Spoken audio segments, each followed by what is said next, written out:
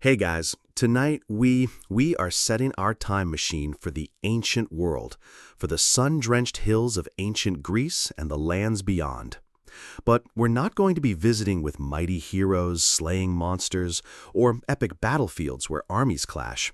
Instead, we're heading to a quiet, humble workshop, a place filled with the soft scent of lanolin and the gentle, rhythmic sounds of a craft being performed with almost supernatural skill. You can picture it now, an ancient wooden loom standing in the soft light of an open doorway, the threads upon it glowing like jewels. Tonight, we are weaving a story. We're gently unspooling one of the most poignant and cautionary of all the Greek myths, the forgotten tale of Arachne, the greatest weaver in the world, and the terrible price of her pride. Now, if you, by some strange twist of fate, were to actually find yourself in a weaving contest with a literal, powerful, and notoriously short-tempered Greek goddess, your chances of survival, let alone winning, are statistically, well, let's just say you probably shouldn't quit your day job. And it might be wise to have your will prepared and your affairs in order, just in case. So, before you get comfortable, take a moment to like the video and subscribe, but only if you genuinely enjoy what I do here. And as you settle in, please feel free to drop your location and local time in the comments below. It's always a quiet joy to see where everyone is drifting off to sleep with these stories. Now, dim the lights, maybe turn on a fan for that soft background hum, and let's ease into tonight's journey together. Our story, as most famously told by the Roman poet Ovid in his sprawling collection of myths, the Metamorphoses, begins not in the grand cities of Athens or Sparta, but in a much quieter part of the ancient world. You find yourself in Lydia, a region in what is now modern-day Turkey, a land famous in antiquity for its wealth, its legendary king Croesus, and for being, as a mainstream historical fact, the place where the world's first true coins were minted. But Lydia was also renowned for something else, its magnificent textiles and its brilliant, costly dyes, particularly the deep, rich hue known as Tyrian purple. You can almost feel the dry, warm air on your skin, the scent of olive groves and wild thyme carried on the breeze, and hear the distant, gentle bleating of the sheep whose precious wool formed the basis of Lydia's fame. It is here, in a small, obscure village called Hypatia, that we meet our protagonist, Arachne. And it's crucial to understand right from the start that Arachne is not a princess. She is not a nymph or a demigod. She is a mortal woman of humble birth. Her father, a man named Idmon from the nearby city of Colophon, was a wool dyer. His was a messy, smelly, but highly skilled trade. You can picture him, his hands permanently stained a deep purple red, working over steaming vats, using closely guarded recipes of chemicals and, most importantly, the glands of thousands of tiny murex sea snails to imbue the raw, greasy fleece with those vibrant, luxurious colors that were worth their weight in silver. Arachne's mother was an ordinary woman, lost to the historical record. Arachne's talent, therefore, was not inherited from the gods or bestowed by noble birth. She was a self-made artist, a genius who emerged from the working class. And her talent, you must understand, was astonishing. It was a skill so profound that it seemed to border on the magical, the divine. When you picture her working, you don't see a simple weaver plodding through her task. You see artistry in motion. Ovid tells us her fingers would fly across the loom, her touch so light, so deft, that it was a joy simply to watch her prepare the raw wool, drawing it out into impossibly fine, even threads upon her spindle. And when she stood before her loom, the rhythmic clack and gentle thump of the shuttle and the weaving weights was like a kind of music. The images she wove seemed to not be crafted, but to simply appear upon the cloth as if by their own volition. Her fame spread throughout the land, and we are told that the local nymphs, the ethereal spirits of the forests and the streams, would abandon their sacred groves and watery homes just to come and witness her work. They would gather silently at the door of her simple workshop, mesmerized, watching her spin the thread, dress the loom, and send the shuttle flying. Now, having a fan club composed entirely of shy, ethereal nature spirits is the ancient world's equivalent of going viral on TikTok. It's a pretty big deal, but it also suggests your audience might be a bit niche and probably very, very flaky when it comes to buying merchandise. But with this great preternatural talent, a dangerous seed began to grow in Arachne's heart, the seed of hubris. You've just been introduced to the brilliant, proud, and perhaps tragically foolish mortal weaver, Arachne of Lydia. You've heard the whispers of the nymphs who gather to watch her work, and you felt the chill of her hubris as she dares to compare her own human skill to that of a mighty goddess. But to truly grasp the depth of Arachne's talent and to understand the sacred nature of the craft she claimed as her own, you must first appreciate what it truly meant to create cloth in the ancient world. It was not a simple act. It was a long, painstaking, multi-stage process, a form of alchemy that turned the raw, greasy fleece of a sheep into a vibrant, story-filled tapestry. So, for a little while, let yourself drift away from the high drama of the myth and into the quiet, rhythmic, and deeply fascinating reality of the ancient spinner's slow craft. Your journey begins not at the loom, but in the field, with the sheep. The wool shorn from its back is not the clean, soft yarn you might find in a craft store. It is raw, greasy with the natural lanolin produced by the animal, and filled with dirt, twigs, and all manner of vegetable matter. The first step, then, is to clean it, a process called scouring. You can picture women gathered by a stream washing the fleece in the cool running water, then perhaps in vats of warm water mixed with soapwort or stale urine, which acted as a cleansing agent. Once cleaned and dried in the sun, the wool must be carded or combed using pairs of paddles with wire teeth or long-toothed combs to tease apart the tangled locks and align the fibers, transforming the clumpy mass into a light, airy, cloud-like substance called a roving. Only now is the fiber ready for spinning. And here you must picture another piece of ancient technology, a tool whose elegant simplicity defined textile production for millennia. This is a central, mainstream historical fact of the ancient world. There were no spinning wheels. That invention would not appear in Europe for thousands of years. Instead, thread was created with a drop spindle. Imagine a simple wooden dowel, a bit like a short magic wand, weighted at one end with a clay or stone disc called a whorl. You, the spinner, would draw out a few fibers from your mass of prepared wool, which might be held on a forked stick called a distaff, and attach them to a hook on the spindle. Then, with a deft flick of your fingers, you give the spindle a sharp twist, letting it drop and spin in the air like a top. The combination of its rotation and its weight, pulling gently downwards, twists those loose fibers together into a strong, continuous thread. As a length of thread is formed, you stop the spindle, wind the new yarn onto its shaft, and then begin the process again. Twist, spin, drop, wind. Twist, spin, drop, wind. It is a slow, hypnotic, and incredibly skillful process. To produce a thread that is not lumpy or weak, but perfectly fine and even, requires thousands upon thousands of hours of practice, a sensitivity of touch that becomes pure muscle memory. This was the work that occupied countless hours for ancient women, performed as they walked, as they watched their children, as they sat together and told stories. Arachne's genius began here, with her ability to spin thread that was, according to Ovid, as fine as a cloud, as delicate as a spider silk. Once the thread was spun, it had to be dyed, a craft you've already glimpsed through Arachne's father, Idmon the wool dyer. This was another complex alchemical art. All colors came from the natural world.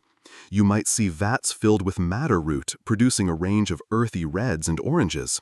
The leaves of the woad plant would be fermented to create a deep, rich indigo blue, while the bright yellow weld plant gave its sunny hue to the wool. Crushed insects like kermes or cochineal provided brilliant crimson reds. But the most prized of all, the color of kings and emperors, the very symbol of Lydian fame, was that deep Tyrian purple, laboriously extracted from the glands of thousands upon thousands of murex sea snails. These dyes had to be fixed to the wool fibers using mordants, substances like alum or, yes, even more stale urine, which was a ready source of ammonia. The dyer's workshop would have been a place of pungent chemical smells, of steaming cauldrons, and of hands stained with every color of the rainbow. Only after all this preparation, the shearing, the scouring, the carding, the spinning, the dyeing, could the weaver finally approach her loom. And as we've touched upon, you must picture Arachne standing before her warp-weighted loom. The process of dressing this loom was a monumental task in itself. The vertical warp threads had to be meticulously counted, their lengths calculated, and then they were tied to the top beam of the tall wooden frame. At the bottom, bundles of these threads were tied to heavy. You have just been immersed in the slow, rhythmic, and deeply physical world of the ancient weaver. You felt the texture of the raw fleece, smelled the pungent dyes, and heard the gentle clack-thump of the warp-weighted loom. You now understand, in your very bones, the immense skill and dedication to create a beautiful textile. And it is with this newfound appreciation that you can now turn your attention to the other contestant in this looming, fateful duel, the very goddess whom Arachne, in her pride, has dared to challenge. This is the goddess who presided over the clacking loom, the one whose name was whispered in reverence by every spinner and weaver in ancient Greece. You are now entering the formidable presence of Pallas Athena. When you think of Athena, the image that often first springs to mind is that of a warrior. You might picture her in her gleaming helmet, with her spear held ready, and her fearsome shield, the Aegis, bearing the head of the Gorgon Medusa. And you would not be wrong. She was indeed a powerful goddess of warfare. But unlike her half-brother Ares, who represented the chaotic, bloodthirsty frenzy of battle, Athena was the goddess of strategy, of disciplined tactics, and of the cool, intelligent application of force. She was the general, not the berserker. But this martial aspect is only one half of her complex character. Her primary domain was wisdom, and flowing from that wisdom came her patronage of all the noble arts and crafts, what the Greeks called techne. She was the patroness of sculptors, potters, architects, shipwrights, and, most importantly for our sleepy story, she was Athena Ergon, Athena the worker, the divine craftswoman, the ultimate weaver. Her strange and dramatic birth, a core mainstream mythological fact, perfectly explains this dual nature. The story goes that Zeus, the king of the gods, learned of a prophecy that a child born to his first wife, the Titaness Metis, whose name means cunning thought or wisdom, would one day overthrow him. To prevent this, Zeus did what any reasonable, level-headed divine monarch would do. He turned Metis into a fly and swallowed her whole. But Metis was already pregnant. Sometime later, Zeus was afflicted with a truly monumental headache. The pain became so unbearable that he bellowed for his son Hephaestus, the smith god, to take an axe and split his skull open.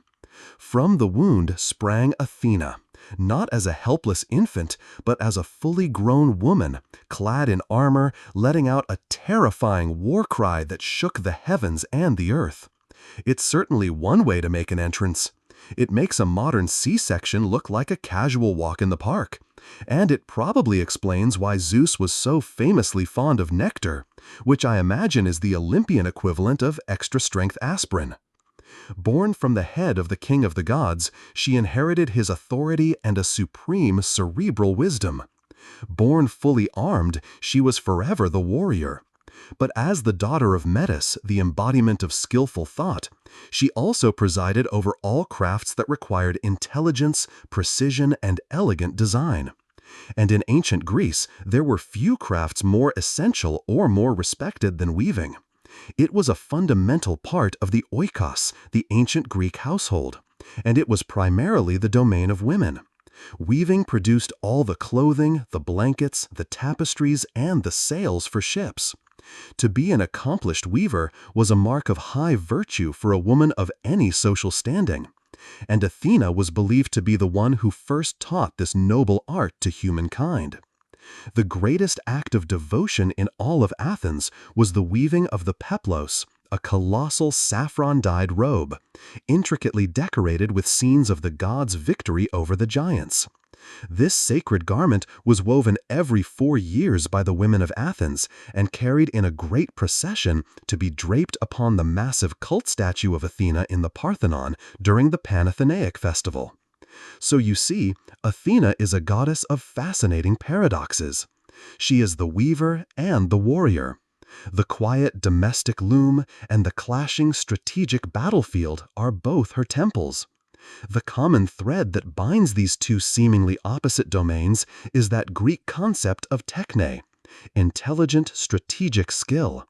The process of weaving a complex tapestry, with its mathematical precision, its careful planning of colors and patterns, and its creation of order and beauty from a mass of simple threads, was seen as microcosmic reflection of the same kind of intelligence needed to plan a battle, to marshal troops, and to execute a flawless strategy.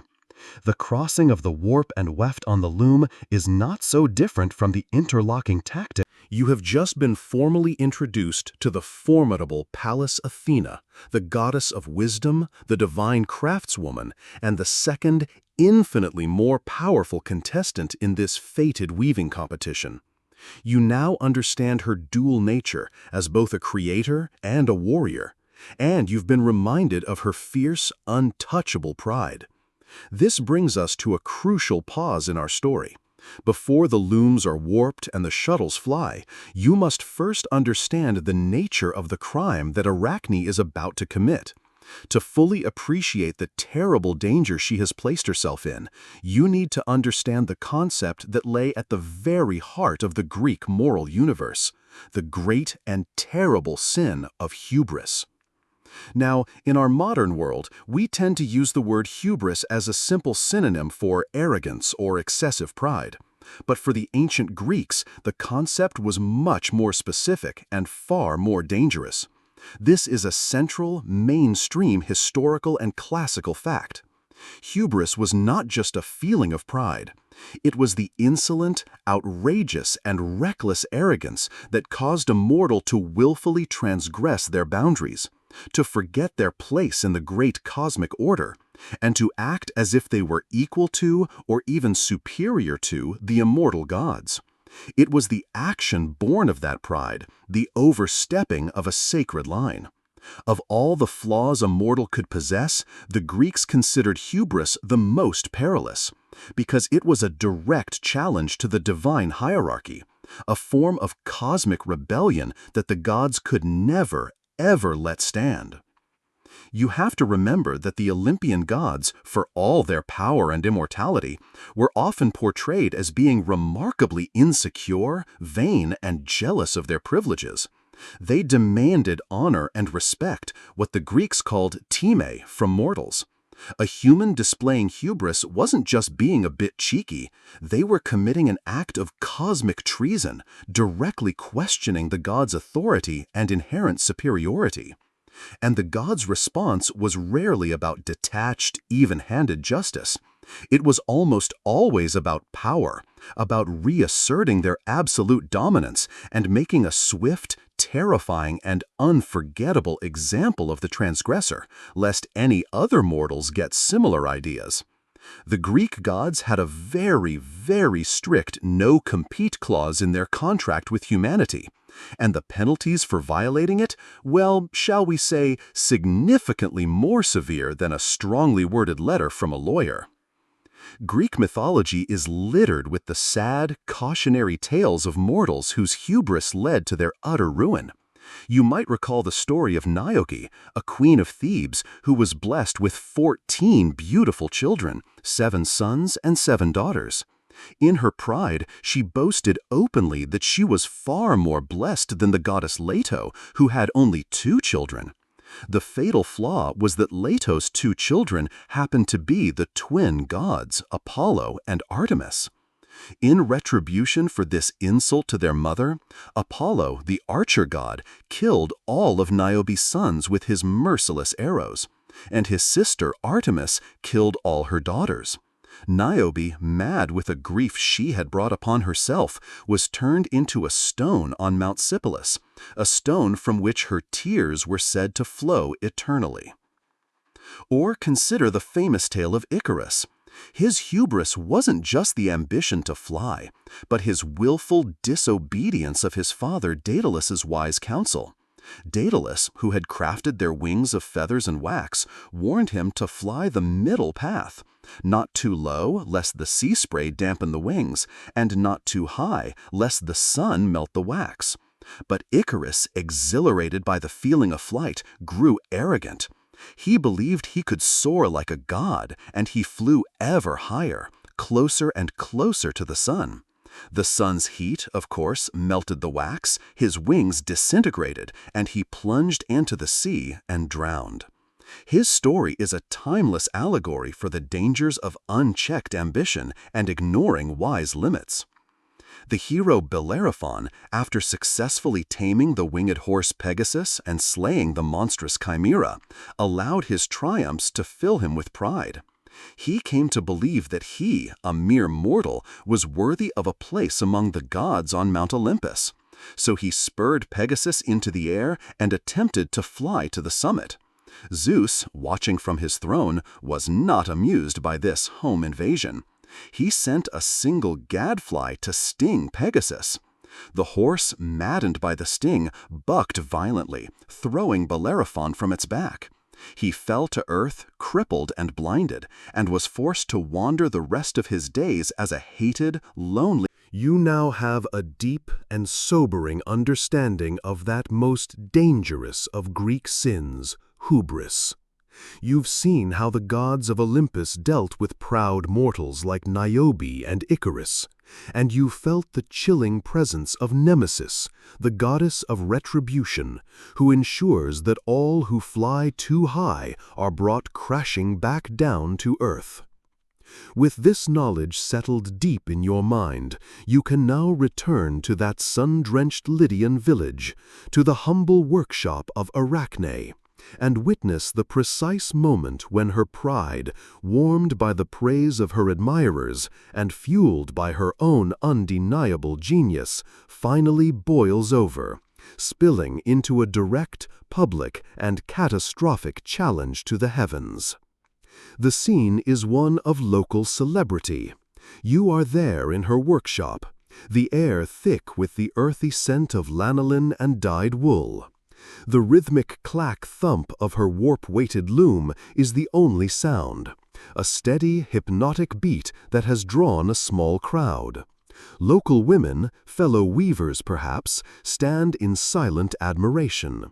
And Ovid tells us that even the nymphs of the nearby forests and streams have crept from their sacred haunts to watch her work, their ethereal forms half hidden in the shadows, mesmerized by the dexterity of her mortal hands.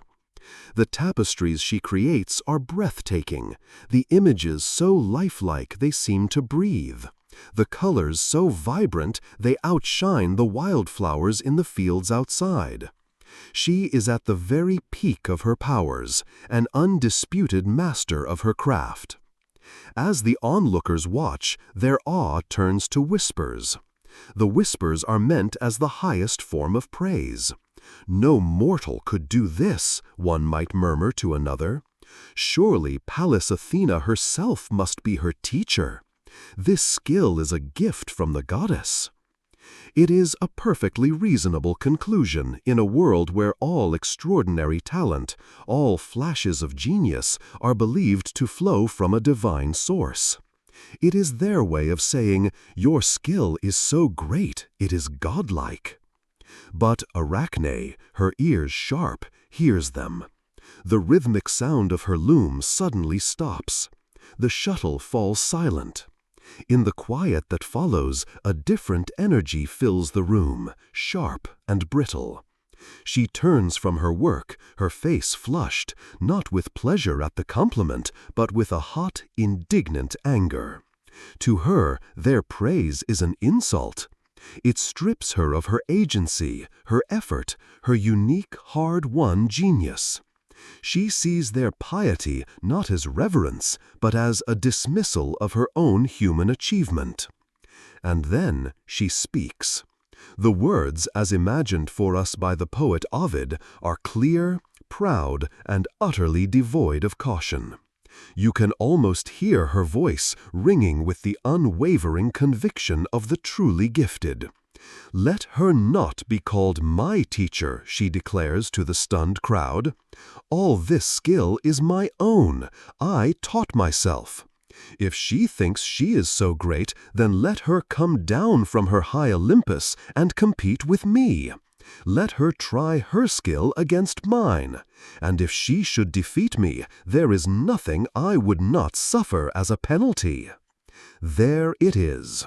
The line has been crossed. This is not just a boastful thought muttered in private. It is a formal, public challenge, issued in front of witnesses, both mortal and supernatural. It is a gauntlet thrown directly at the feet of a goddess. This is the very definition of hubris in action. It is a conscious, deliberate rejection of the established divine order.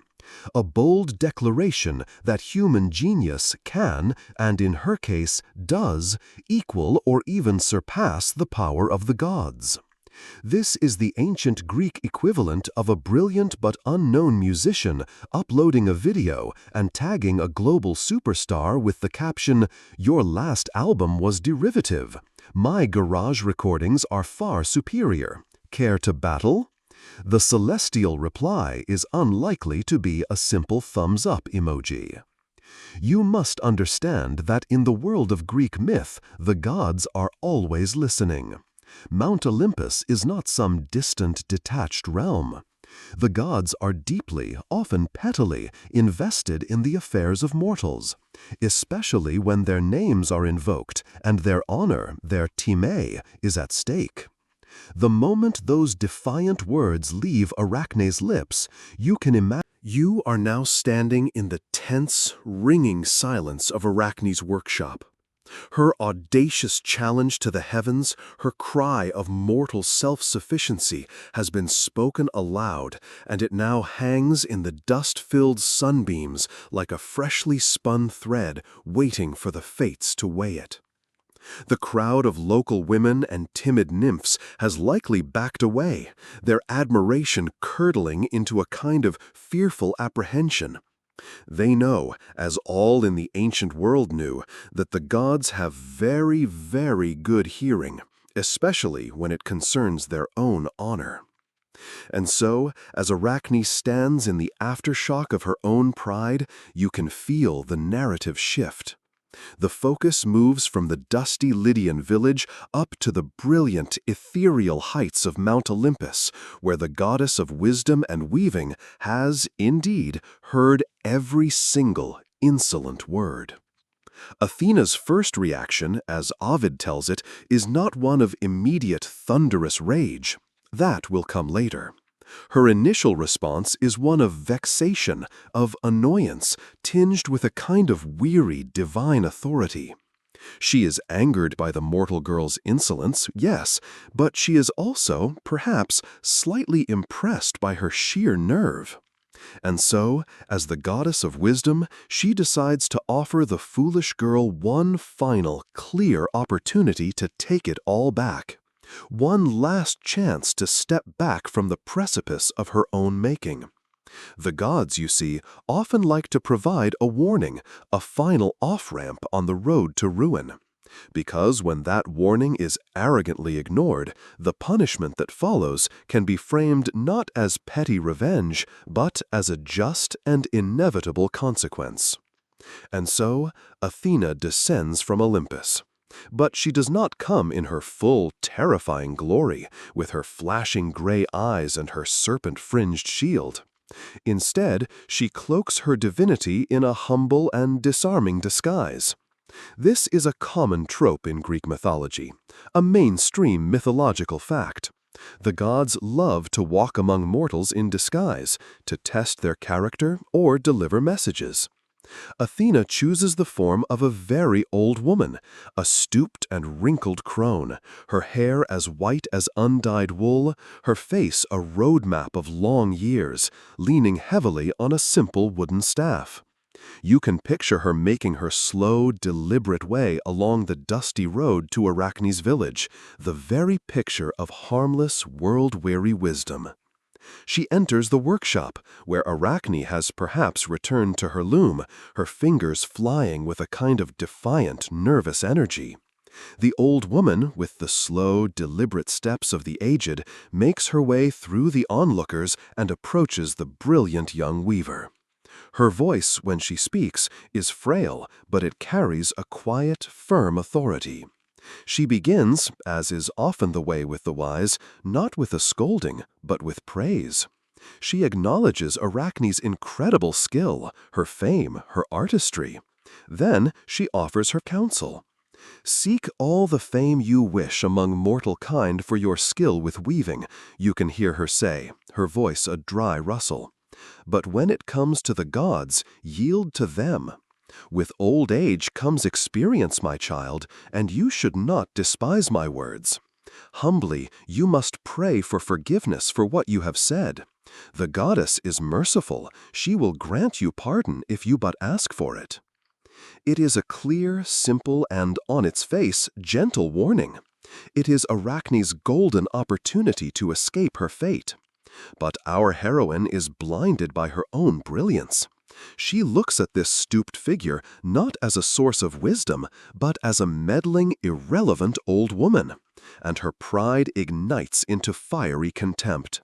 She glares at the disguised goddess, her shuttle falling silent once more. Her reply is not just dismissive, it is scornful. She tells the old woman that her mind is addled with age, that she has lived too long. "Go and give that advice to your own daughters or to your handmaidens," she sneers. "I have no need of your counsel. I know what I am saying, and I stand by it." And then she delivers the final fatal blow to her own chances. She looks the old woman in the eye and says, "Why does your goddess not come herself? Why does she avoid a contest with me?" It's a breathtaking moment of compounded hubris. She has been offered a clear path to safety, and she has not only rejected it, she has spit upon it, and then repeated her challenge with even greater scorn. It is the ancient Greek equivalent of getting a... The air in Arachne's small Lydian workshop is now thick with a tension that is almost palpable. The goddess Athena, having shed her disguise as a frail old woman, stands revealed in her divine, intimidating splendor. And Arachne, our brilliant, foolishly proud mortal, has not knelt. She has not begged for the pardon that was offered. Her face, flushed with stubborn determination, shows that she will not back down. The time for words, for warnings, and for chances at retreat is now over. The challenge, once spoken in hubris, has now been accepted in grim silence. The great contest is about to begin. You watch as the two contestants, the gray-eyed goddess and the mortal maid, take their places without another word. They do not move to some grand celestial arena. The contest will happen right here, in this humble earthly workshop. Two identical, upright, warp-weighted looms are brought forth and set side by side, ensuring a fair test of pure skill, not of superior equipment. And now, the slow, deliberate, and ancient process of preparing for their work begins, a ritual in itself. You see them both, their movements sure and swift, begin to dress their looms. They take the long, strong warp threads and expertly tie them to the heavy top beams. Then they meticulously count out the threads, dividing them into small bunches, and to the end of each bunch they tie the heavy pyramidal weights of baked clay. You can hear the soft, stony clink of the weights as they are hung, their gravity pulling the vertical threads into a taut, perfectly tensioned canvas, a blank page awaiting its story. They then arrange their tools, the smooth wooden shuttles, the heavy beaters, and, most importantly, their pallets of thread. The threads themselves are a wonder. Piles of the finest, softest wool, spun to a thinness that seems almost impossible, lie ready in wicker baskets. And the colors are a feast for the sleepy eye. There are threads of deep indigo, of saffron yellow, of rich madder red, and, of course, the most prized of all, that deep, regal Tyrian purple for which Arachne's Lydian homeland was so famous. Ovid tells us that the colors were shaded with such subtle artistry that it was impossible to see where one hue ended and the next began, like the gentle blending of colors in a rainbow after a summer shower. You can imagine Arachne using the finest wools dyed by her own father, while Athena, a goddess, might be working with threads of a truly divine quality, perhaps spun from the clouds of Olympus or dyed with celestial light itself. With their looms prepared and their threads arranged, the two weavers stand poised. They gird up their robes for the work ahead, and the contest begins. In a sudden flurry of motion, their expert hands begin to fly. This process, the actual mechanics of weaving on a warp-weighted loom, is the mainstream historical reality at the heart of our myth. You watch as they skillfully manipulate the heddle rods to separate the warp threads, creating that crucial opening, the shed. Through this gap, the shuttle, a small wooden boat carrying the weft thread, passes from one side to the other. Clack. Then, with a heavy, flat weaving sword, they beat the new thread firmly upwards, packing it tightly against the growing fabric. Thump. They change the heddle position, opening a new shed, and the shuttle flies back. Clack. Thump.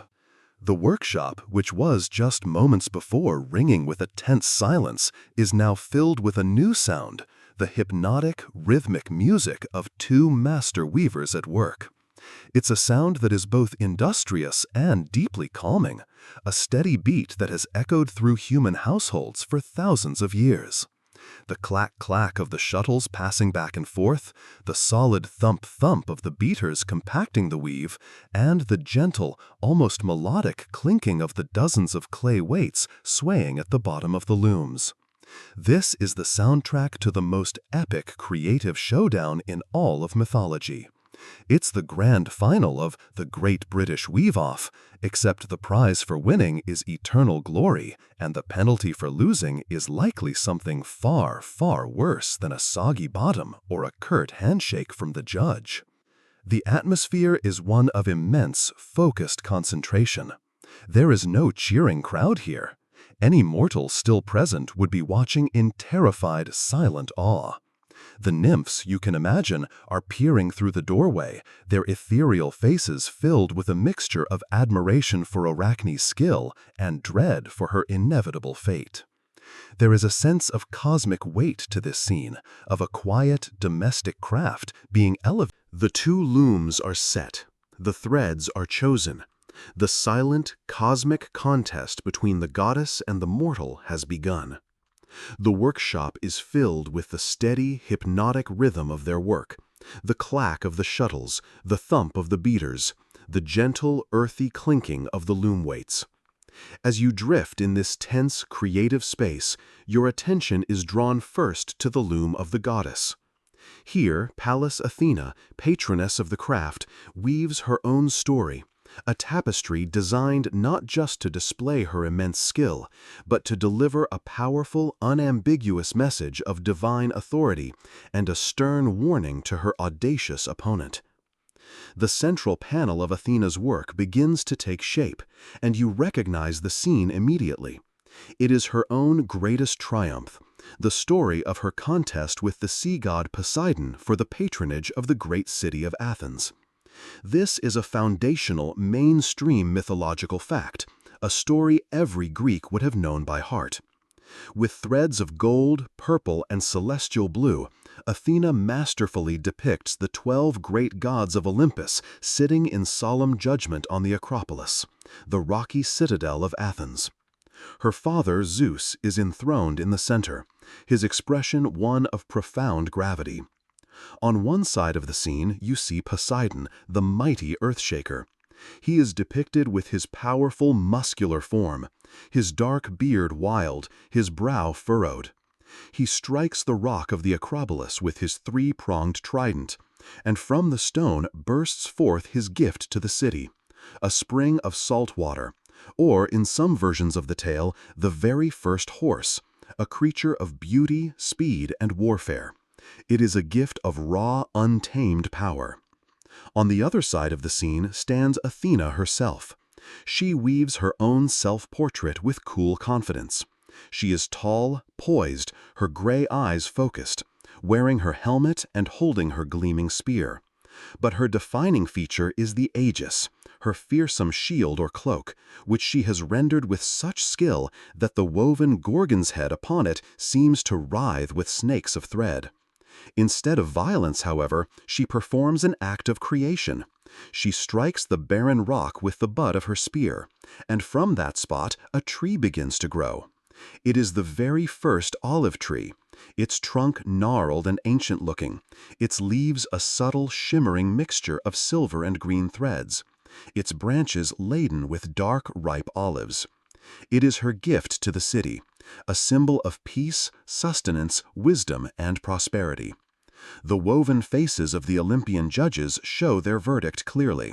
Athena's gift is the wiser one, the more nurturing one, and she is awarded the patronage of the city that will forever bear her name. It's a stunning piece of autobiography, a divine greatest hits album, and she has chosen to lead with her multi-platinum chart-topping single. It's a classic power move. But she is not finished. To make her point absolutely, terrifyingly clear, she weaves 4 smaller scenes into the 4 corners of her tapestry.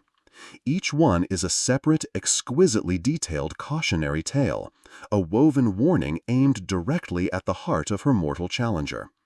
In the first corner, you see the story of King Haemus of Thrace and his wife, Queen Rhodope. In their arrogance, they dared to call themselves Zeus and Hera. Athena's threads show their punishment, their human forms slowly, horribly, beginning to transform into the 2 great mountain ranges that would bear their names for all time, their faces twisting from pride to horror as their limbs become cold, hard stone. In the second corner, she depicts the sad fate of Gerana, a queen of the Pygmies. This queen had the foolish pride to scorn the goddesses Hera and Artemis. For her hubris, she was turned into a crane, and a curse was laid upon her that she must forever wage war against her own former people.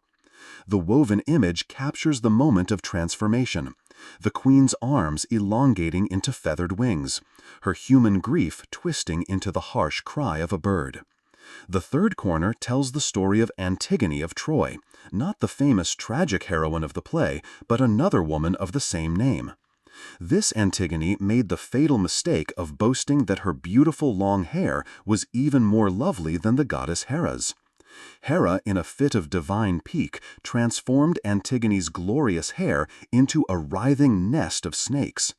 The tapestry shows her screaming in horror, her hands trying to pull away the serpents of thread from her scalp.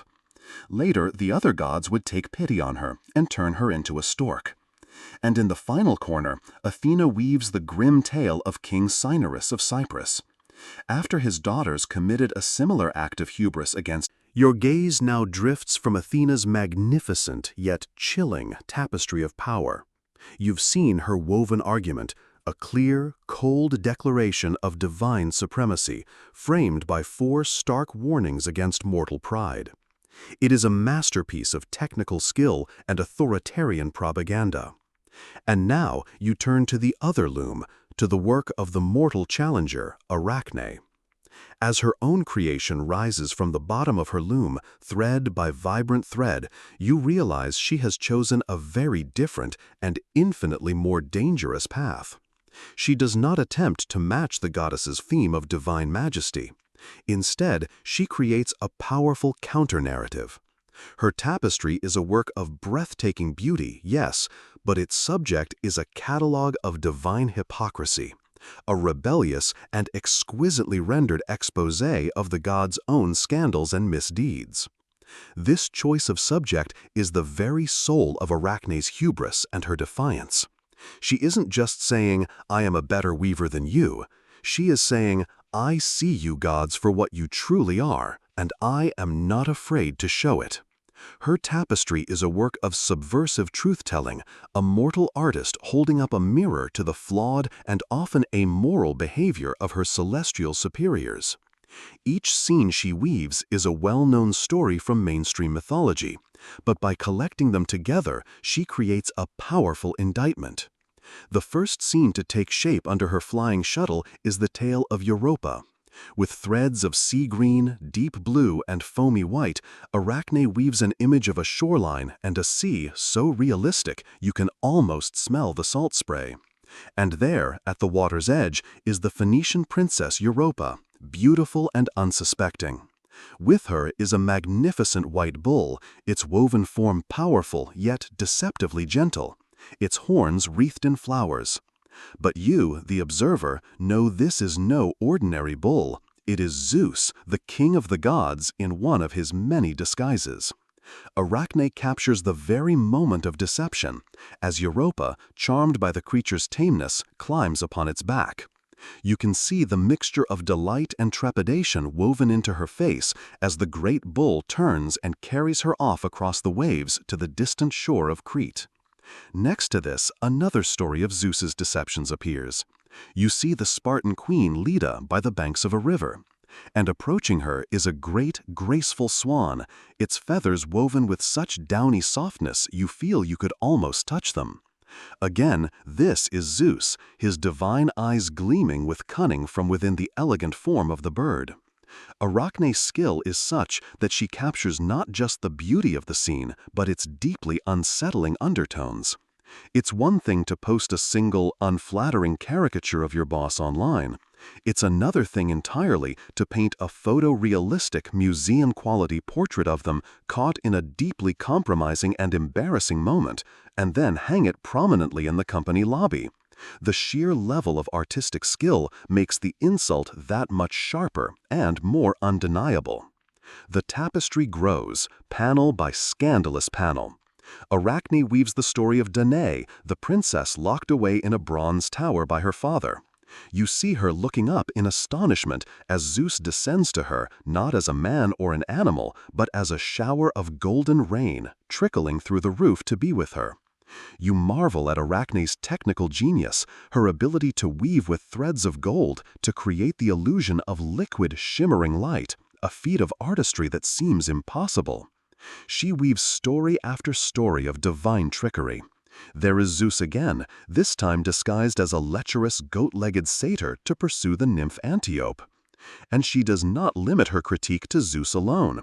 She weaves tales of the other gods as well, creating a comprehensive catalogue of their various indiscretions. You see Poseidon, the sea god, who deceived women by taking the form of a bull, a ram, and even a playful dolphin. You see Apollo, the radiant god of music and light, disguised as a humble shepherd to win the affections of a mortal maid. You see Dionysus, the god of wine, tricking the nymph Arachne by transforming himself into a beautiful, irresistible grapes. One after another, the stories unfold, each one a testament to Arachne's flawless memory and her fearless critical eye. She leaves no divine scandal unwoven. The overall effect is dizzying. The tapestry is, according to Ovid, a work of absolute perfection. The figures seem to live and breathe. The landscapes are rendered with breathtaking realism. The emotions on the faces of the deceived mortal women, their fear, their surprise, their sorrow, are heartbreakingly real. There is no technical flaw, no dropped thread, no unevenness in the weave. Envy herself, Ovid says, could not have found fault with. The looms in the small Lydian workshop have fallen silent. The rhythmic clack and thump of the shuttles and beaters has ceased.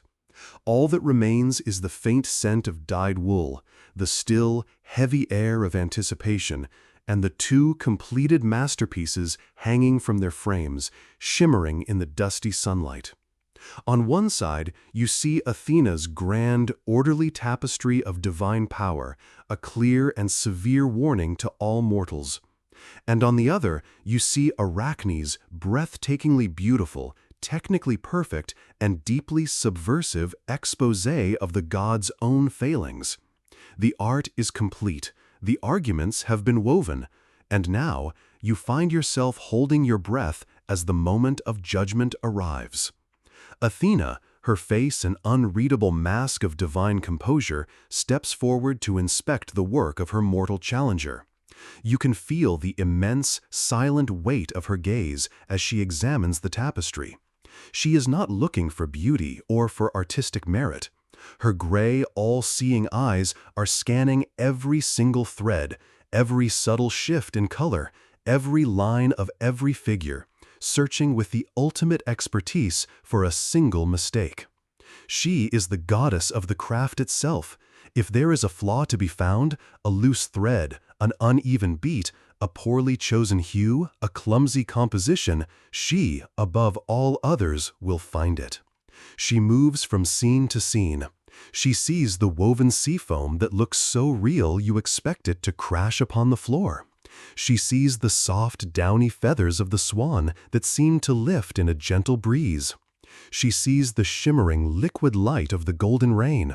She scrutinizes every detail of the scandalous stories, the deceptions of her father Zeus, her uncle Poseidon, her brother Apollo. She looks for a technical fault, any small imperfection that would give her just cause to declare victory and punish the girl for her hubris. But she finds nothing, not a single error.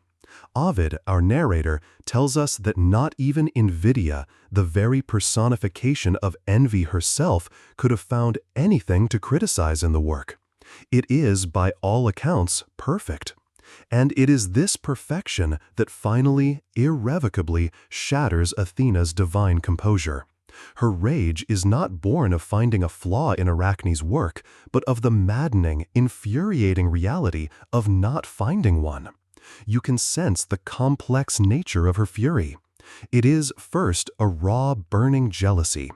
A mere mortal, a low-born girl from an obscure village, has proven herself to be her equal in the very art that is her sacred domain. For a proud and powerful goddess, this is an intolerable sting. But it is more than just professional jealousy. It is a deep, seething indignation at the tapestry's content. Arachne has not only matched her skill, but she has used that sublime skill to mock, to criticize, and to expose the gods, undermining their moral authority with every flawless thread. Athena cannot attack the work on technical grounds, as a judge should, and so her anger, having no legitimate outlet, transforms into pure, destructive, violent fury. It's the silent, white-hot rage of a master chef who, having been challenged by a young, upstart line cook, is forced to admit that the challenger's dish is not only technically perfect, but also serves as a subtle, brilliant parody of the chef's own signature recipe. The intense saltiness in the room at that moment is not coming from the food. Unable to fault the art, Athena attacks the artist. In a sudden, violent movement, she takes her own weaver's shuttle, the very tool she used to create her own divine tapestry, and she rips Arachne's masterpiece to shreds. You can hear the terrible tearing sound as threads that were so carefully and lovingly woven together are rent asunder. The beautiful images of Europa, of Leda, of Danae are destroyed in a furious tantrum of divine censorship. The truth that Arachne wove is torn to pieces. And then the goddess turns her rage on the girl herself. With the heavy boxwood shuttle still in her hand, she strikes Arachne on the forehead, once, twice, 3 times. It is a direct, brutal, physical assault by a goddess upon a mortal. Arachne, for all her high-spirited pride, is still human. She had the courage to challenge a goddess with her art, but she cannot withstand this divine violence and utter humiliation. Her spirit, which had soared so high on the wings of her own genius, is now completely broken. Ovid tells us she could not bear it. In her grief and profound despair, she takes one of the threads from her. You are there in the dust-filled sunbeams of the Lydian workshop, bearing silent witness to the terrible climax of the great weaving contest. Athena, her divine face contorted with a very human-looking jealous rage, has just torn Arachne's flawless, defiant tapestry to shreds. She has struck the mortal girl with her shuttle, and Arachne, her spirit finally broken by this torrent of divine violence and humiliation, has attempted to take her own life.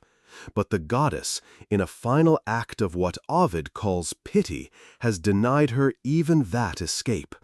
Arachne has been saved from death only to be sprinkled with the juice of a magical herb, a poison from the gardens of Hecate. And now, as she hangs limply in the air, you watch as the final, horrifying, and deeply poignant punishment unfold. The transformation begins. The process, as Ovid describes it, is a slow, methodical erasure of her humanity. You see the magic of the herb take hold. The beautiful dark hair, which she might have tossed in pride just an hour before, withers and falls from her scalp. Her delicate nose and her ears, which had listened to the whispers of admiring nymphs, shrink away and vanish into her head. Her head itself begins to contract, becoming smaller and smaller, and her whole body follows suit, rounding and compacting into a small, dark, bulbous shape. Her slender arms, those limbs that had danced so deftly before the loom, press into her sides, clinging to her shrinking torso. Her long legs, which had stood so proudly at her work, begin to thin, to segment, to sprout fine dark hairs, twisting and reforming into 8 spindly appendages. And from this new, small, monstrous body, she is still compelled to spin thread. This is the cruel, poetic heart of Athena's curse. Her great gift, the art that was the source of all her pride and all her woe, is not taken from her. Instead, it is made her inescapable biological function. The thread no longer flows from bobbins of colored wool, guided by her skillful human fingers. Now, the thread issues forth from her own transformed body, from the newly formed spinnerets on her dark, swollen abdomen. And so, the transformation is complete. Arachne, the greatest weaver the mortal world had ever known, is gone. In her place is the world's first spider. And this, you should know, is a direct, mainstream etymological fact. The very scientific classification for spiders and their kin, the class Arachnida, comes directly from her Greek name. Her fate is now forever embedded in our own language of science. She, the first spider, scuttles away from the scene of her humiliation, finds a quiet corner, and begins, by pure unthinking instinct, to practice her ancient art in its new, cursed form. She weaves her first web, a delicate, geometric net of silvery silk, a structure of immense strength and beauty, but a pale, colorless, ghostly echo of the vibrant, story-filled tapestries she once created.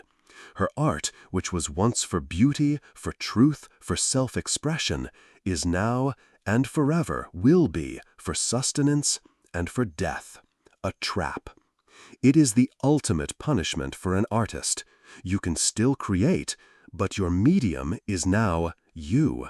Your body is the factory, your soul is the template, and your breathtaking masterpieces are primarily designed to catch flies and to be unceremoniously destroyed by the next person to walk through the doorway without looking up. It's a very harsh and very permanent artistic critique from the goddess. Of course, as you watch this mythical first spider spin her first web, it's worth gently remembering the scientific reality that lies beneath the story. Spiders are not a recent invention, not a product of the Greek Iron Age. They are an incredibly ancient and successful group of animals. Fossil evidence shows that creatures with spinnerets, true spiders or their very close relatives, existed as far back as the Devonian period, over 380 million years ago, long before the first dinosaurs walked the earth, and hundreds of millions of years before the first humans or the pantheon of Greek gods were ever conceived. You can find spiders from the Cretaceous period, contemporaries of Tyrannosaurus rex, perfectly preserved in golden amber. You have just witnessed the grim and poignant conclusion of the great weaving contest. You've seen Arachne, the master weaver, tragically transformed by the fury of a jealous goddess. Her human form is gone, her intelligent, prideful mind erased, and in her place is the world's first spider, cursed to practice her art forever, but stripped of all its human joy and meaning. The Greek myth casts this as her final terrible fate, a cautionary tale made flesh, or rather, made exoskeleton. But as you watch this new creature scuttle away to spin her first instinctive web, you can let your perspective widen. The Greeks gave us one story about the spider, a story of hubris and punishment, but they were not the only culture to gaze upon this remarkable creature and see in its patient work a deeper meaning. You're now drifting away from the specifics of the Greco-Roman world and into the rich, complex, and often contradictory tapestry of global folklore to explore the many meanings of the spider and its web. Across countless cultures and continents, you find that the spider is a creature of profound dualism. It is at once feared and revered, a symbol of creative power and of deadly entrapment, a figure of wisdom and of cunning deceit. This symbolic richness makes the spider one of the most fascinating and recurring characters in the grand theater of world mythology.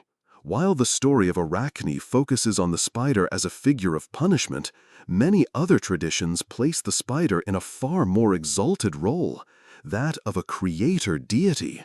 You journey now to the sun-baked mesas and canyons of the American Southwest, to the beliefs of many Pueblo and other tribal nations, such as the Hopi and the Navajo.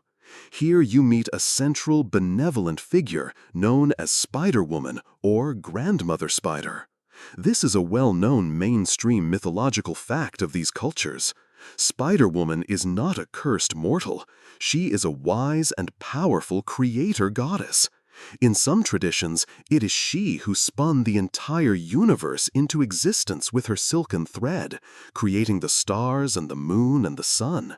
In others, she is the one who leads the first people up from the underworlds into the light of the current world. And, in a direct and beautiful parallel to our story's beginning, she is often the one who teaches humanity the sacred arts of weaving, pottery, and agriculture, giving them the tools for civilization. She is a figure of immense wisdom, a helper and a guide. So, in one part of the world, a spider is a tragic mortal punished for her talent, and in another, she's the benevolent creator of the entire universe who teaches that very same talent. It really goes to show that your cosmic reputation can vary wildly depending on which mythology you happen to wander into. Now you drift across the Atlantic to West Africa, and here you encounter one of the great figures of folklore, Anansi the spider. Anansi is a trickster, a character brimming with cleverness, cunning, and often a healthy dose of mischief. Sometimes he is a hero, using his wits to outsmart larger, more powerful creatures, or even the gods themselves, bringing fundamental gifts like stories, wisdom, or the knowledge of agriculture to humanity. Other times he is a buffoon, his own greed and vanity leading to his comical downfall. He is a complex figure, embodying the power of intelligence and cunning to overcome brute force, a symbol of the underdog who survives by their wits. In the ancient philosophies of India, the spider and its web take on a deeply metaphysical meaning. The web is often used as a metaphor for Maya, the grand illusion of the material universe, a beautiful, intricate, but ultimately transient creation that veils the true nature of reality.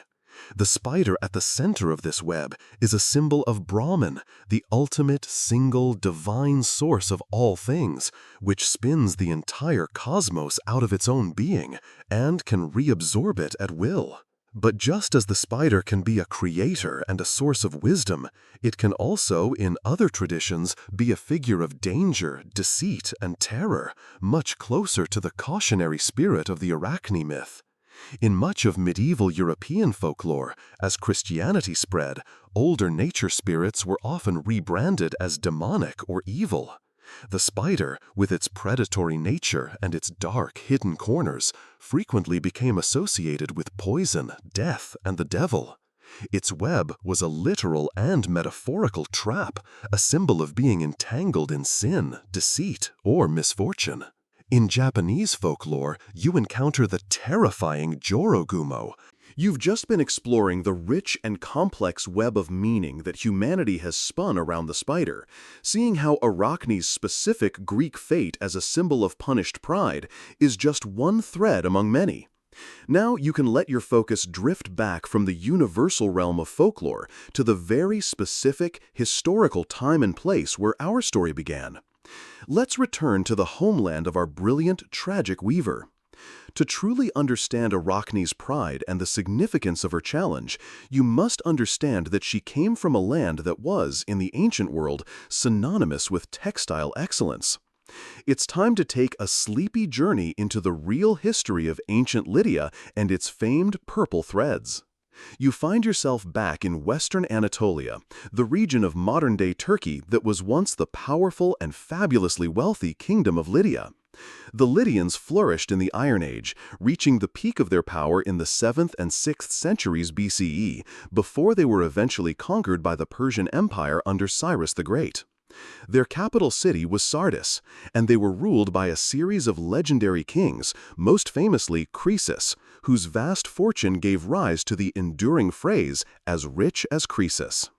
This wealth was very real, and one of its sources was another famous Lydian invention, a mainstream historical fact that changed the world: coinage. It was here, in Lydia, that the first true coins were minted from a naturally occurring gold and silver alloy called electrum, transforming trade and commerce forever. The phrase, "as rich as Croesus," comes from this very king, who was apparently so fabulously wealthy he had a solid gold bathtub made for his favorite consort. Which sounds wonderfully luxurious, but also probably very cold, very slippery, and absolutely terrible for your back. But Lydia's immense wealth didn't just come from the gold found in its riverbeds. A huge part of its economic might was built upon industry and trade, specifically the production and export of incredibly high-quality textiles. It is no accident that Ovid, our Roman storyteller, chose to place Arachne, the greatest weaver in the world, in Lydia. He was tapping into a reputation that was already ancient and well-established in his own time. The fertile Lydian valleys were perfect for raising sheep, which produced some of the finest, softest wool in the ancient world. But it was their mastery of dyes that truly set them apart. And at the absolute pinnacle of their craft was the color that became synonymous with power, royalty, and divinity across the ancient Mediterranean: Tyrian purple. This wasn't just one color, but a range of hues from a deep, almost violet blue to a rich, reddish purple. You can imagine Arachne working with skeins of wool dyed in these magnificent colors, threads that shimmered in the light with an almost otherworldly luster. The source of this legendary dye was not a plant or a mineral, but the mucus secreted by the glands of several species of predatory sea snails, most notably the spiny Dimurex. The process of creating Tyrian purple was astonishingly laborious and, frankly, incredibly smelly. You can picture the dye workshops, which were always located well downwind of any respectable town. First, thousands upon thousands of these small sea snails had to be harvested from the rocky coastlines of the eastern Mediterranean. Then, the shells had to be painstakingly cracked open to extract one single tiny gland. The secretion from this gland is initially colorless, but upon exposure to sunlight and air, a chemical reaction takes place, and it slowly transforms through shades of yellow, green, and blue, before finally settling on its final permanent purple hue. To produce the dye in quantity, the extracted glands were left to steep and rot in large vats of salt water for several days, a process which, according to Roman writers like Pliny the Elder, produced a truly horrific stench. The sheer number of snails required made the final product astronomically expensive. It's estimated that it took some 10 to 12,000 snails to produce a single gram of pure dye, just enough to color the hem of a single garment. As a result, cloth dyed with Tyrian purple was worth far more than its weight in gold. It became the ultimate status symbol, its use restricted by law and custom to emperors, senators, victorious generals, and high priests. So when you remember Arachne's father, Idmon of Colophon, you should not picture a simple man with a bucket. You should picture a master craftsman, a practical chemist, presiding over a valuable, complex, and exceptionally pungent industrial process. Arachne's access to these vibrant, costly, and status-laden threads would have been a key component of her fame, allowing her to create tapestries of a richness and beauty that few others could hope to match. The art of ancient dyeing holds. You have just taken a sleepy detour through the sun-drenched hills of ancient Lydia, grounding the myth of Arachne in the real-world history of its famous textile and dye industries. You understand now that her pride was not just personal, but a reflection of her homeland's supreme mastery of the weaver's craft. And with this rich historical context in mind, you can now return to the core of the story, to the two tapestries hanging in that silent workshop, and reflect on the profound and timeless themes they represent. The fierce, necessary pride of the artist versus the immense, jealous power of authority. Let's first consider Arachne's pride once more. Throughout our story, we've seen it as her hubris, her great and fatal flaw. And in the context of Greek mythology, it certainly was. But as you drift now, you can look at it from a different, more sympathetic angle, the perspective of the artist. Is it possible to create truly great, groundbreaking art without a deep, powerful, almost arrogant belief in your own vision and skill? To push boundaries, to innovate, to achieve a level of perfection that no one has seen before, requires a kind of self-confidence that can easily look like pride to an outsider. Arachne's genius was her own. She had spent countless thousands of hours at her loom, her hands and mind working in perfect harmony, to achieve a level of mastery that was unparalleled among mortals. Her pride, then, was not just arrogance. It was an artist's fierce, protective ownership of her own creation. It was the defiant cry of the individual talent against the easy explanation that all greatness must be a gift from a higher power. It was the simple, powerful statement, "This work is mine."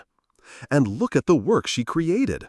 Her choice of subject matter was a profound act of artistic courage. She did not weave pretty flowers or heroic battles.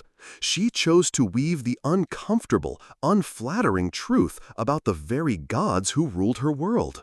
Her tapestry was a masterpiece of investigative journalism, a meticulously documented and beautifully illustrated report on divine misconduct, created for an audience of one, the goddess whose family secrets she was airing. She wasn't just weaving a story, she was making a statement.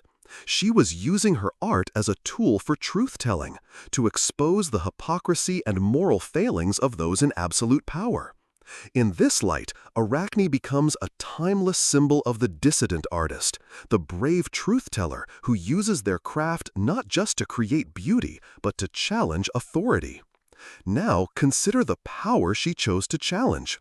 Athena's reaction to Arachne's tapestry is one of the most psychologically revealing moments in all of Greek mythology. Her fury is triggered not because the work is flawed, but because it is flawless. And more than that, it is triggered by its content. Arachne's tapestry holds up a mirror, and Athena, a goddess of wisdom, cannot bear the reflection she sees. Authoritarian power, whether it is divine or mortal, has always sought to control the narrative. It relies on a carefully constructed image of its own majesty, its own legitimacy, its own moral superiority. Athena's tapestry was this official narrative, a woven testament to Olympian power and justice. Arachne's work was the unauthorized, uncensored, and deeply inconvenient truth. So what does the goddess do? She cannot refute the art on technical grounds, and she cannot, it seems, refute the truth of the stories it depicts. So she does what authoritarian power has always done when confronted with an undeniable but unwelcome truth. She attacks the art and the artist. Her destruction of Arachne's beautiful tapestry is a raw, visceral act of censorship. It is the physical manifestation of the phrase, "I don't like what you're saying, so I will destroy your platform." When you can't win the argument, you simply tear up your opponent's presentation. It's a tactic as old as time, and one famously employed by petulant toddlers and enraged Olympian goddesses alike. This theme of artistic censorship and the silencing of the artist has, of course, echoed throughout real human history. This is a mainstream historical fact. The very poet who tells us Arachne's story, Ovid, was himself exiled from Rome by the Emperor Augustus, likely for writing poetry, particularly his art of love, that the emperor deemed morally subversive and offensive. The great astronomer Galileo was placed under house arrest by the Inquisition for daring to publish the scientific truth that the Earth revolved around the sun, a truth that challenged the established theological authority of his time. Countless other artists, writers, and thinkers throughout history have been silenced, imprisoned, or worse for creating work that was deemed dangerous by the rule. The defiant pride of the mortal artist versus the immense, jealous power of divine authority. You have seen Arachne's truth-telling tapestry torn to shreds and her human form dissolved by a goddess's curse. And now, as the dust settles in that quiet Lydian workshop, you can gently trace the long, silken threads of her legacy, the faint but persistent echoes that have whispered down from her loom through the centuries, right into our modern world. Arachne's story has survived with two primary and somewhat contradictory meanings. For much of history, it was understood as the myth's surface layer intended, a straightforward and terrifying cautionary tale. It was a story told to warn against the sin of hubris, a lesson on the dire consequences of disrespecting the gods and refusing to know one's place. Arachne was the prime example of pride coming before a truly spectacular and rather hairy fall. But as cultures and philosophies have changed, a second, more sympathetic interpretation has gained strength. In this view, Arachne is not just a fool, but a tragic heroine. She is a proto-feminist icon, a low-born woman who dared to challenge a patriarchal Olympian system. She is a martyr for free expression, an avatar of the individual human genius standing defiant against tyrannical power. Her potent story was certainly not forgotten after Ovid. This is a clear mainstream literary fact. Her tale echoed through later Western culture, most famously in the work of the great Italian poet Dante Alighieri. In his Divine Comedy, specifically in the Purgatorio, Dante and his guide Virgil encounter Arachne on the Terrace of Pride. Here, the souls of the prideful are punished, and Dante describes seeing her, depicted in the stone carvings of the terrace, half spider, half woman, a tormented figure forever lamenting her fatal work. For Dante, she remained the ultimate symbol of artistry brought low by arrogance. Her myth continued to inspire artists and writers like Edmund Spenser in The Faerie Queene, and was a subject for painters and engravers, almost always as that same symbol of punished, obsessive pride. But what are the whispers from her loom that we can still hear today, in our own world? Perhaps they are no longer just warnings. You can hear an echo of Arachne's defiance in the quiet, determined clack of a keyboard as a journalist or a blogger writes an article that speaks an uncomfortable truth to power. You can see a flicker of her spirit in the hiss of a spray paint can as a street artist creates a subversive, challenging image on a public wall under the cover of darkness. You can feel her artistic courage in the hum of a recording studio where a musician composes a protest song, knowing it may get them banned from the airwaves. Her ancient, whispering loom can be found anywhere an artist risks censorship, punishment, or ruin for the sake of their vision and their truth. She basically invented the concept of the fiery diss track, but with a much, much higher thread count and more permanent consequences. And what of her final, cursed form? The spider itself has, in a strange way, been rehabilitated by the modern world. You might even argue that Arachne, in the long run, got the last laugh. Consider the spider's web. Today, we have created our own far vaster web, a global network of information and connection that has transformed humanity. And what do we call it? The World Wide Web. The spider, the eternal weaver, has become the unofficial mascot for the single largest information-sharing network in human history. Of course, the duality remains. The web connects us, empowers us, and gives voice to the voiceless. But it is also a place of deception, of illusion, of unseen predators, and of traps that can ensnare the unwary for hours on end. I'd call that a pretty successful, if deeply ironic, rebranding for our ancient weaver. This brings us to our final quirky tidbit. The very substance of Arachne's curse, her silk, is now a subject of intense scientific admiration and research. Scientists are studying the incredible properties of spider silk, a material that is, pound for pound, stronger than steel, yet incredibly lightweight and elastic. They are trying to replicate it to create things like biodegradable sutures for surgery, artificial ligaments, lightweight body armor, and other futuristic materials. The irony is beautiful and profound. The product of her divine punishment, the very stuff of her eternal mindless labor, is now being hailed by human science as a marvel of natural engineering and a material of immense future potential. Her curse has become a source of inspiration. This dual nature